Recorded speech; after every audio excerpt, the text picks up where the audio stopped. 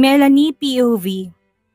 Si Lola Clarita ang pinakamabait na lola na nakilala ko. Ngunit ibang klase siyang dumisiplina. Kahit sarili nitong apo ay hindi kinukonsinti ang kamalian. Hindi siya nakakalimot na paalalahanan ako na wag akong basta lalambot kay Noel. Sang-ayon naman ako sa kanya na dapat paghirapan itong makuha muli ang aking pagtitiwala, according sa butak ko. Kaso ibang binubulong ng puso't katawan ko.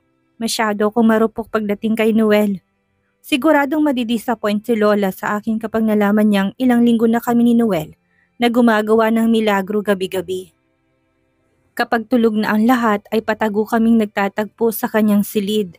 Bala ko namang sabihin sa kanya ngunit naghihintay lang ako ng mga 2 o 3 linggo pa para hindi masyadong halata na maaga akong bumigay sa apo niya. Hanggang ngayon kasi ay tinitiis niya ang kanyang apo. Tinataray-tarayan pa rin niya si Noel at kinukutusan tuwing may pagkakataon. Hanggang kailan mo ba gagawin ito? Tanong ni Noel nang iparada niyang kotse sa kanto kung saan ako palaging bumababa. Kapag nasabi na natin kay Lola, kapag nalaman sa opisina, siguradong makakarating din yon kay Lola. Sagot ko, habang inaalis ang seatbelt. Babe, wala naman akong pakialam kahit nabugbugin niya ulit ako. Nangako ako sa kanya. Sasama ang loob niya kapag nalaman niyang hindi ako tumupad sa pangako ko. 2 weeks lang sasabihin ko na rin sa kanya. Napailing na lang si Noel dahil hindi niya maintindihan ang desisyon ko. Pagkasilang ko pa lang kay Joshua ay nandyan na si Lola. Kahit pa hindi nito alam na magkadugo sila. Kahit pa hindi ako tumatanggap ng pera o anumang material na bagay mula sa kanya ay higit pa doon ang tulong na ibinigay niya sa aming mag-ina. Yung oras nito at pagmamahal ay walang katumbas na kahit na anong halaga. Ayoko lang na ma-disappoint siya dahil sinira kong aking pangako. Samantalang ngayon lang ito humingi ng pabor sa akin. Hanggang ngayon nga kinakarir pa rin itong pagpapahirap kay Noel. 2 weeks pa? Protesta ni Noel. Bababa na ako. Paalam ko sa kanya para umiwas sa tanong niya. Dumukwang ito papalapit sa akin at hinalikan ako. I love you. Wika nito. I love you too. Tugon ko at saka ako bumaba. Pagpasok ko pa lang ng gate ay ramdam ko na kaagad ang mga palihim na tingin sa akin ng mga empleyado na nakakasabay ko at madadaanan. Wala man ako naririnig ay alam ko may ibig sabihin ng mga tingin na yon. Kagaya nga ng paalala ni Ate Vanji sa akin, hindi magtatagal ay kakalat na rin ang bulungan tungkol sa amin ni Noel. Walang lantarang nanguhusga o nagpaparinig sa akin. Takot na lang ng mga to kay Noel. Nagkukwento din si Ate Vanji sa akin na may mga naririnig daw sila na hindi magaganda, na kesyo nakuha daw sa palakasan kaya na-promote ako at pumatol daw ako sa pamilyadong tao. Aaminin ko na hindi to komportable sa pakiramdam na nakakarinig ako ng ganong usapan tungkol sa akin. Sa mga kasama ko naman sa opisina ay wala akong problema, palibhasa ay mga close na sila sa akin noon pa. Wala akong nararamdamang panghusga. Ganun pa man ay alam kong marami silang katanungan para sa akin. 2 weeks, konting tiis na lang ay ipapaalam ko na kay Lola. Ngunit dito sa opisina hindi ko alam kung paano lilinisin ang pangalan ko. Alangan namang isa-isahin ko sila na hindi ko inagaw si Noel kay Laika at anak nito. Itigil mo ng pagpapadala ng pera sa bank account ko. Wika ko kay Noel habang kumakain kami sa labas. Pagkatapos naming mag-usap ni Laika ay inusisa ko kaagad si Noel tungkol sa pera na ipinapadala nito. Kinumpirma nito ang sinabi sa akin ni Laika na nag-aalala ito na baka nabuntis niya ako kaya nagpapadala siya ng sustento. Never naman kasi kaming gumamit ng protection noon kaya ganun kalakas ang kutob ni Noel na may nabuo kami. Bakit naman? Hindi ko nga nagamit noon yung mga pinadala mo, di lalo na ngayon na nandyan na kayo ni Lola. Itutuloy ko pa rin yun dahil yun ang sustento ko sa'yo. Kapag nasabi na natin kay Lola, magpapakasal na agad tayo. Hindi na ako nagulat nang banggitin nito ang kasal dahil nung unang may nangyari sa amin sa bahay ni Lola ay inalok niya na ako agad ng kasal. Halos araw-araw ay sinasabi niya ito sa akin kaya gustong-gusto na nitong ipagtapat kay Lola na nagkabalikan na kami. Next week, sasabihin ko na nag-iipon lang ako ng lakas ng loob, wika ko. Nakita kong maliwala sa mukha ni Noel. Thank you babe. Anito sabay hawak sa aking kamay. Ngumiti ako sa kanya. Bigla ko may naalala. Kailangan ko nga palang lumuwas ng Manila sa 16th Nakaschedule na kasi yung release ng transcript record ko. Paalam ko kay Noel. Sasamahan na kita. Mabilis nitong tugon. Wag na. Team building ng kumpanya yon. Hindi ka pwedeng mawala. Mabilis nang ako. Babalik na rin agad ako. Nasabi ko na kay Lola. Pasasamahan daw niya ako kay Mang Luis. Si Mang Luis ang driver ni Lola Clarita. Kailangan kong lumuwas ng Manila para kunin ang transcript record ko ng first college ako sa university. Baka kasi pwede kong magamit yung mga subject na kinuha ko ng first term ko at makredit siya kapag pasok ko muli. Sayang din kasi. Babalik din ako kaagad. Patuloy ko. Gusto mang magprotesta ni Noel ay hindi naman ito makatanggi. From Noel, Babe, bakit wala ka pa? Text message yun ni Noel. 2:00 na at gising na gising pa rin ako. Ganitong oras kasi lumilipat na ako sa silid ni Noel. Kaso lalabas na sana ako kanina nang makita ko si Lola. Bakit ng hagdan na mukhang galing yata ng kusina. Kaya dali-dali akong bumalik sa silid namin ni Joshua. To Noel. Bukas na lang, mukhang gising pa si Lola. Matutulog na sana ako nang marinig kong bumukas ang pintuan at sumara. Babe, narinig kong mahinang boses ni Noel kaya napabalikwas ako at nilapitan siya. Anong ginagawa mo? Baka mahuli ka ni Lola. Gising pa siya, mahina akong sabi.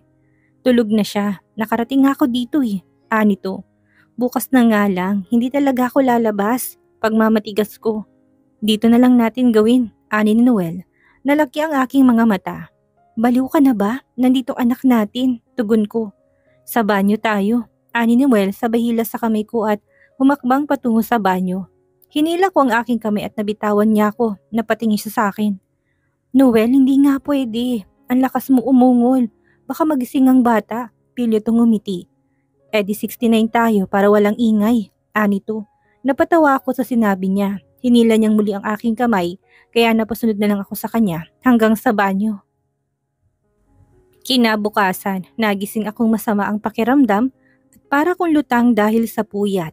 Para tuloy gusto kong masuka. Simula na may nangyayari sa amin ni Noel, ay kulang palagi ang tulog ko. Nararamdaman ko na tuloy ang epekto nito sa akin. Gusto ko pa sanang mamaluktot sa kama pero kailangan na namin gumising ng maaga. Linggo ngayon at magsisimba kami kasama si Lola.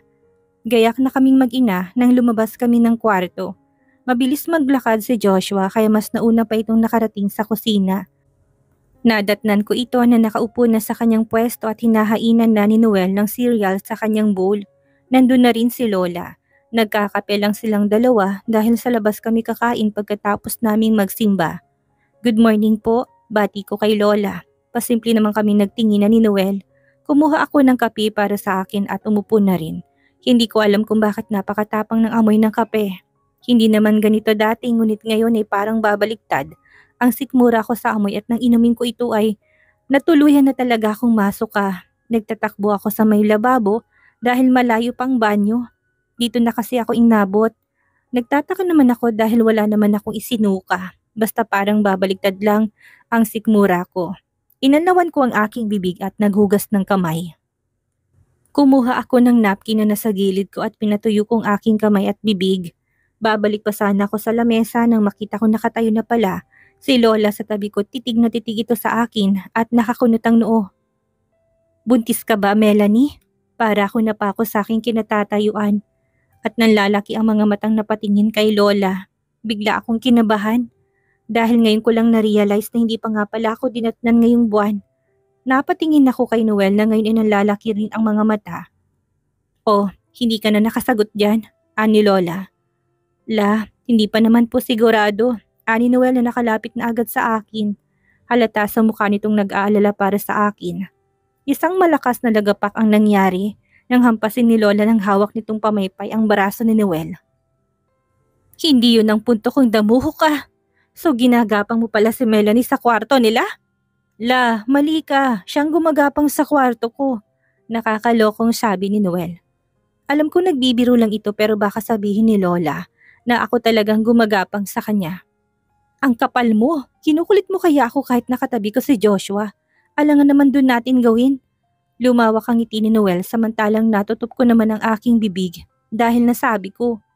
Si Lola naman ay nalalaki ang butas ng ilong, napailing na lang ito.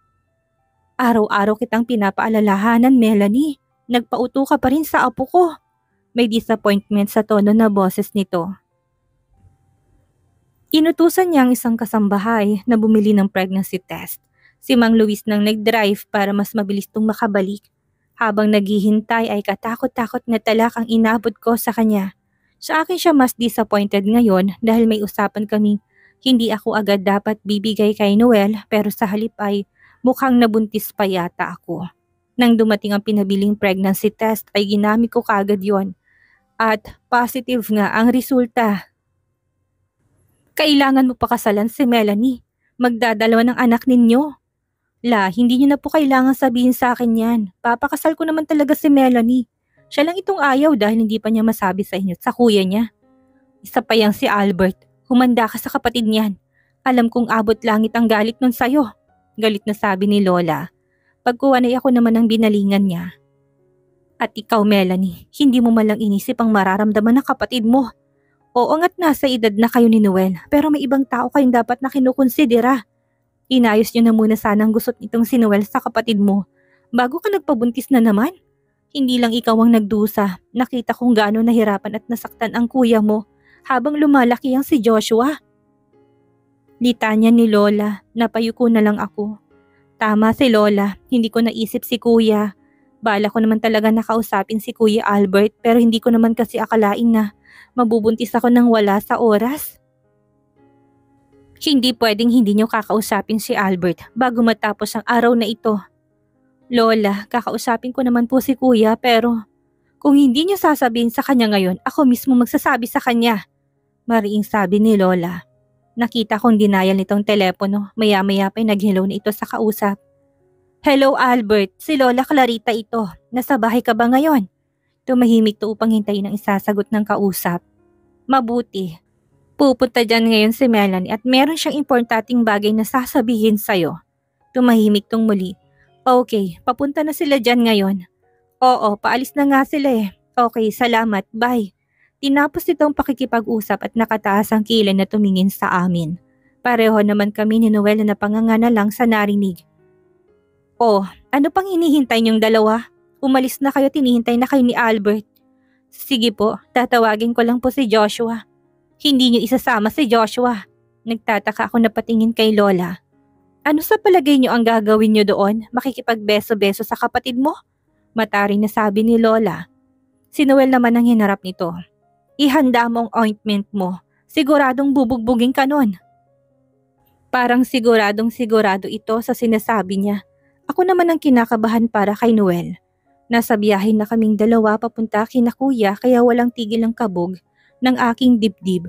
Naramdaman kong hinawakan ni Noel ang aking kamay. Don't worry babe, I will be fine. Nakangiting sabi nito. Alam kong pinapakalma lang niya ako pero kilala ko si kuya at kung paano halos isumpa na niya si Noel. Siguradong sasama din ang loob nito sa akin dahil ganun kabilis kong napatawad si Noel. Samantala, pagka-park ni Noel ng sasakyan ay natanaw na agad nila si Albert sa labas. Si Melanie ang unang bumaba. Kumunot ang noon nito nang lumabas si Noel. Unti-unting dumilim ang mukha nito nang makitang hinawakan ni Noel ang kamay ni Melanie. At si Melanie naman ay hindi man lang pumalag. Nung tumawag si Lola Clarita ay nag-alala siya kung bakit na biglang tumawag upang sabihin na may importanteng bagay na sasabihin si Melanie. Ngayon nakikita niyang magkahawak ng kamay ang dalawa ay nauunawaan na niya kung ano ang pakay ng dalawang ito.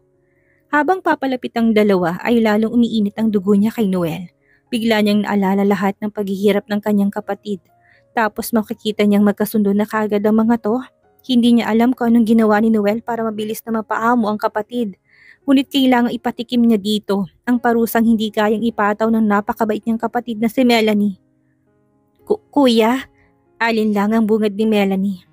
Pasok sa loob, utos ni Albert sa kapatid. Kuya, sinabi kong pumasok ka sa loob. Marinitong sabi at matalimang tingin na ibinigay niya kay Melanie. Tumingin si Melanie kay Noel. Tumango naman si Noel sa kanya. Alinlangan niyang iniwan ang dalawa at saka pumasok sa loob ng bahay kung saan nadatnan niya ang hipag na si Mila. Samantalang naiwan naman si Noel at Albert sa labas. Sumunod ka sa akin. Ani Albert, naglakad to papunta sa likod ng bahay. Walang alintanang sumunod si Noel at nakahanda na siya sa sakit ng katawan. Alam na niyang mananakit ang katawan niya mamaya dahil natikman niya na minsan ang kamao ni Albert. At may kabigatan yun, ganun pa man ay wala siyang naramdaman kahit nakatiting na takot. Handa siyang tanggapin lahat ng suntok nito, mapatawad lang siya. Pagdating nila sa likod ay hinarap siya ni Albert. Hiwalayan mong kapatid ko. Anito. Pasensya na, mahal ko si Melanie, hindi ko magagawang hinihiling mo. Tugon ni Noel. Mabilis na sinuntok ni Albert si Noel, kaya napaupo ito sa damuhan. Inaasahan na ni Noel na mangyayari to, hindi siya pumalag nang kwelyuhan siya ni Albert. Sinabihan na kita na wag kang magpapakita sa kapatid ko. Ang kapal na mukha mong bilugin na naman ng ulo niya. Palibhasa napakabait ng kapatid ko, kaya sinasamantala mo. Isang sapak naman ang pinakawala nito. Hindi na kita hayaang saktan pa ang kapatid ko. Lumayas ka't wag ka nang magpapakita sa kanila ng pamangkin ko. Muli ilang beses nitong inundayan ng suntok si Noel sa muka.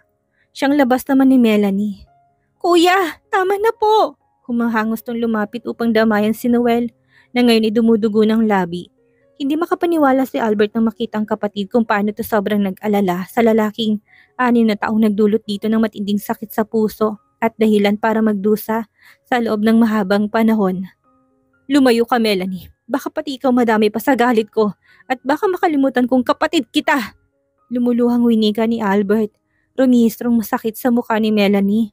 Dahil sa sinabi ni Albert, ang kapatid niya higit sa lahat ang nasaktan dahil sa kanyang pinagdaanan at hindi niya ito masisisi kung bakit ganun na lang ang galit nito kay Noel.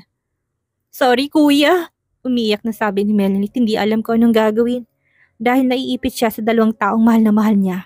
Nagulat na lang si Melanie na makita niyang lumuhod si Noel sa harapan ni Albert. Babe, ani Melanie. Alam kong walang kapatawaran ang ginawa ko sa inyo. Maniwala ka. Mahal na mahal ko si Melanie. Pakiusap, bigyan niyo pa ako ng isa pang pagkakataon para ituwid ang pagkakamali ko. Nakayo kong winika nito habang nakaluhod pa rin. Nalilisik pa rin ang mga mata ni Albert. Kung wala nga lang si Melanie sa tabi nito ay baka nasipan na niya si Noel. Umalis ka dyan, Melanie! Ani Albert dahil handa na naman tong saktan ng lalaki sa harapan. Tumayo si Melanie at tumingin sa kapatid. Niyakap niyang kapatid na punong-puno ng pagmamahal. Kuya, mahal na mahal ko si Noel, umiiyak niyang sabi. Napapikit si Albert dahil mahal na mahal niyang kanyang nag-iisang kapatid. Pinakaayaw niya sa lahat ay ang makitang nahihirapan at umiiyak ang napakabait niyang kapatid. Naawa siya na sobra dito dahil sa napakatanga nito pagdating sa pag-ibig. Napakasakit sa kanya na panoorin kung gaano ito nabubulag sa tindi ng pagmamahal sa dating nobyo. Kuya, patawarin mo ko. Hindi ko siya kayang iwan. Buntis ako. Patuloy si Melanie sa pag-iyak. Habang yakap pa rin si Albert, napapikit ng mariin si Albert sabay tulo ng luha. Para siyang pinagbagsakan ng langit at lupa. Dahil sa narinig, napaiyak na lang ito habang kumakalog ang balikat. Parang bumalik sila sa nakaraan nung malaman nilang nagdadalang tao si Melanie. Sabay silang nag-iyakang magkapatid. Maya-maya pa ay kumalas to kay Melanie at pinahid ang mga luha. Hinarap nito si Noel. Sa susunod na saktan mo muli ang kapatid ko. Hindi ko na sila ipapakita sa'yo. Anito kay Noel na ngayon ay nakaluhod pa rin. Humakbang si Albert papalayo at pumasok sa loob ng bahay. Wala mang kumpirmasyon ay alam ni Melanie na tinatanggap na nito ang relasyon nila ni Noel. Yumuko si Melanie sa harap ni Noel. Babe, tumayo ka na dyan. Anito, ilang saglit din bago pa tumayo si Noel. Nakatayo si Mila sa may pintuan kaya nilapitan to ni Melanie. Ate Mila, babalik na lang kami kapag malamig na si kuya. Pasensya na po, paalam niya sa hipag. Sige, hayaan mo't mamaya ay okay na yan. Hindi ka naman matitiis ng kapatid mo. Sigurado kung okay na rin ang nobyo mo sa kanya. Dahil kung hindi baka binugbog pa rin niya yan hanggang ngayon. Nakangiting sabi ni Mila. Hindi na nga sila nagpaalam kay Albert upang bigyan to ng espasyo at panahon para magpalamig kaya bumiyahe na ulit sina Melanie at Noel pabalik sa bahay ni Lola Clarita. Nasa kalagitnaan sila ng biyahe nang marinig ni Melanie na tumunog ang kanyang cellphone. Nakita niya may text message na dumating. From Kuya Albert. Isama niyo si Joshua sa susunod. Napapikit at napangiti si Melanie dahil biglang nawala ang bigat sa kanyang dibdib matapos mabasa ang text message mula sa kanyang Kuya Albert. Hindi talaga siya kayang tiisin ng kanyang kapatid. Abangan po ang huling kabanata ng ating kwento. Maraming salamat po.